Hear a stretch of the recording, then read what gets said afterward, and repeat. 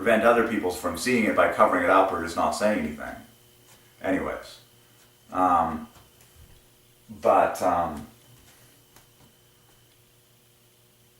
If everyone had the understanding of all this, we would have worshipers. And when we obey the greatest commandment, God will do wonderful things in our lives to just provide abundantly, and people will receive, supernatural blessing upon their minds from God. We'll have inventors come up with more efficient ways of doing things. God will bless us with supernatural harvests, supernatural crops. We'll see greed put in place. We'll see men repenting of greed. We'll see the over-accumulated people casting their money into the gospel and the spreading of God's will, and people giving to the poor. We'll see the poor provided for. We'll see families healed. We'll see charities prospered. We'll see greedy men repenting. We'll see people understanding and living for eternity while creating the best life now. It's a win-win. Obedience to God is a win then, and it's a win now. It's not like God is cheating you out of satisfaction. No, sir.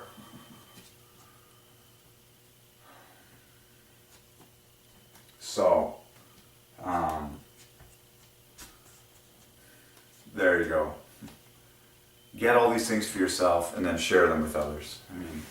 And of course, I pray for God to just, at some point, to really explode this through ways that only He can do. Signs and wonders, various attention-getting things that, help spread His truth and all that. So thank God that He's sovereign. Hallelujah. Rejoice today. God wouldn't be revealing all these things. One of my favorite verses that God has given to me regarding this whole journey is when He spoke to Samson, or the parents of Samson. And they're all freaked out that an angel came and spoke to them, and they're like, man, how are we going to deal with this crazy revelation and this overwhelming, act of God? And I believe it's the husband of the wife, the husband of the mother to be of Samson, and says, if Jehovah had desired to kill us, why would He have shown us all these things? It's like, if Jehovah didn't have a plan, a perfect plan for the end of all this, why would He have shown us everything up until now? Relax, honey. It's going to be good. Rejoice. Trust God today. Take care of be happy. Glorify God by pursuing your own happiness. That is also worship. Okay? God will lead you. You're in a personal relationship. I have God say to me, on days, take the rest of the day off. And do the math on that divine phrase. It divides by 3 beautifully, and there's a whole bunch of 3's in it, find loves in it. Take the rest of the day off. And it finishes with the last word, off. 3 letters that all divide by 3. Off. Take the rest of the day off. 15, 6, 6. Lo and behold, that adds to 27. Exactly half a love. The perfect cube of 3. 3 times 3 times 3 in 3 letters. Take the rest of the day off. And then God will say the word son or daughter, because son and daughter both divide by 3. Son equals 48. Daughter equals 84. And grade 1 children can do the math. Both use the same digits, just flipped. Both divide by 12. So, God will say to you, take the rest of the day off, son. 3's. Or, take the rest of the day off, daughter. 3's. Oh, one of my favorite words from God is relax. Because it's so beautiful for love. All the letters that do divide by 3 and relax equal love perfectly. And they're in a perfect trident position. R, L, X add to love perfectly. And then the E and A, the 2 vowels, make another 6 points. Relax equals 60 equals holy equals word. Look at the life of King David as a shepherd in the field. That guy relaxed a lot. Everyone loves to tell the story of David taking out a lion with his bare hands, or taking out a bear with his bare hands. Well, that was a rarity in his life. He spent 99% of his time more or less relaxing. Maybe not 99%.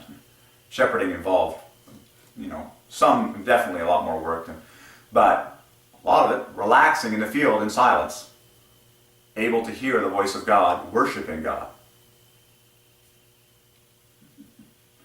We in human nature, oh man, David killed a lion with his bare hands. David, no, that was the Spirit of God. It's all by the grace of God. But, where was I? Oh yeah. The story of Samson. If Jehovah had desired to kill us, why would he have shown us all these things? That is such an awesome verse because he takes it right to the extreme.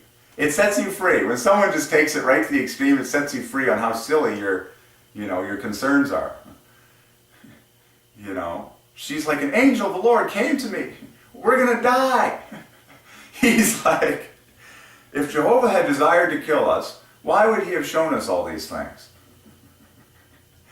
It's like, no, God has a perfect plan for the end of all of these numbers revelations and how they are going to spread and in what way and all the rest of it. Relax equals 60. Enjoy equals Jehovah. It's like, and you can find love in both. Just pop the O off of enjoy. The rest equals love, just like Jehovah. And then relax. The three letters that do divide by 3 equal love. Relax. Enjoy. It's your duty to do so. It's your sacred duty to be satisfied by the satisfier of your soul. Amazing. It's like the demons would be able to mock God, so to speak, if his children weren't being provided for. If their satisfaction wasn't being met by the ultimate satisfier of our souls. But that is not the case, okay? Psalm 23, my cup runneth over. The Lord Jehovah is my shepherd, I shall not want. He prepareth a table before me in the presence of my enemies. That is to say, he's actually mocking my enemies because they have to watch me eating at this banquet. They might be gnashing their teeth like lions stuck behind a cage, and I'm sitting in this feastville in a buffet, and that's just the way it is, apparently. He prepareth a table before me in the presence of my enemies. They might be gnashing their teeth, they might be, whatever. I'm enjoying my table, thank you very much. I'm enjoying my feast in the knowledge of God and the words of God and all the providence of God, daily provision, just like Israel had, daily manna. That's one thing God has been teaching me. Provision is a daily thing. You don't trust in your bank account, son. Nope, those days are over. You trust for daily provision, like Israel did. Manna, one day at a time. He has promised to provide daily for his children. Not monthly, daily. If you have enough for today, that's enough you need. That's plenty enough. You don't need enough for tomorrow. You only need enough for today. That's one thing God has been teaching me. Okay? And I believe that's something that God will particularly teach all great people of faith, is that one day at a time providence journey. Okay?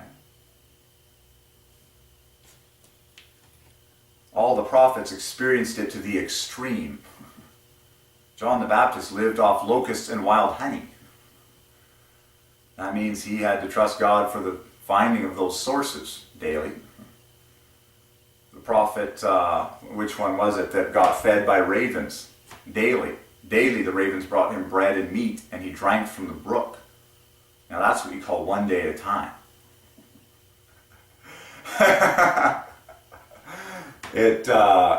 God's plan for each person is different, but